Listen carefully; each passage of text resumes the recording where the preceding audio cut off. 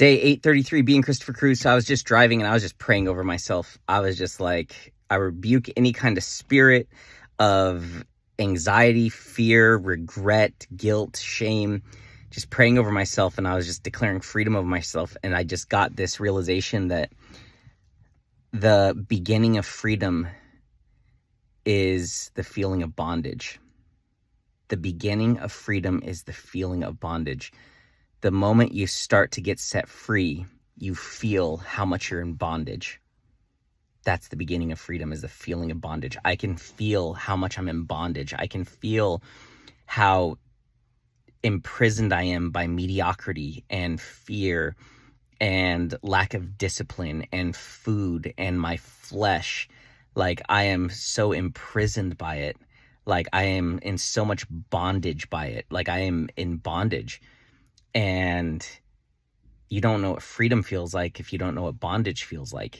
And so the beginning of freedom is the feeling of bondage. You have to become aware that you're in the prison cell before you can walk out of it. Like, you got to feel what it feels like to be in prison before you can walk out and feel what it feels like to be free. Because the feeling of bondage, being able to feel how in bondage you are, how trapped you are, how imprisoned you are, is what's going to drive you and push you to your freedom. Like, me trying to start this fast again and again and again and just failing again and again and again has just showed me how enslaved I am to my flesh and to food and to my relationship with food.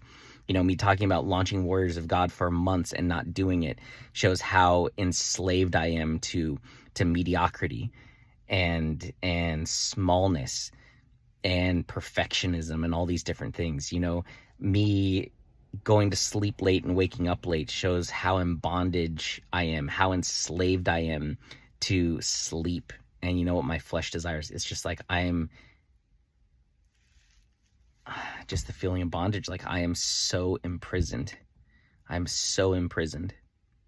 I'm a slave to the things that hold me back in life, which is crazy because I got this bright, massive, shining light, and I'm here to impact billions of people in this world and lead humanity back to God. But I'm stuck in a prison cell.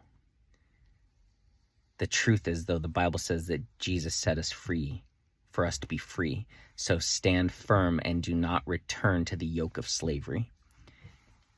I'm free. The moment I gave my life to Jesus, I'm free. The moment I gave my life to Jesus, the cell door was opened. I just haven't chosen to walk out of it yet. I have to have the strength. I have to have the discipline to walk out of the prison cell and never look back. But that can be scary because I'm used to the prison cell. The prison cell, although it sucks, it's comfortable. The mediocrity, although it sucks, it's comfortable. Being overweight, although it sucks, it's comfortable. It's what I'm used to. Eating like crap, like, although it sucks, it's comfortable. Struggling financially, although it sucks, it's comfortable, right? The prison cell sucks, but it's comfortable. It's safe because you know it. It's familiar. Stepping outside of the prison cell, stepping outside of the prison walls, that's scary because you don't know what's out there. And you've been a person who's used to a prison cell, a really small life, a small cell with a lot of limitations. When you step outside of the prison cell and step outside the prison walls, there's a whole different world out there. There's freedom, there's opportunity, there's choice. And yeah, that can be scary. So the first step to freedom is feeling the bondage. The first step to freedom is feeling the imprisonment, the slavery. Dang, that's crazy. Whew.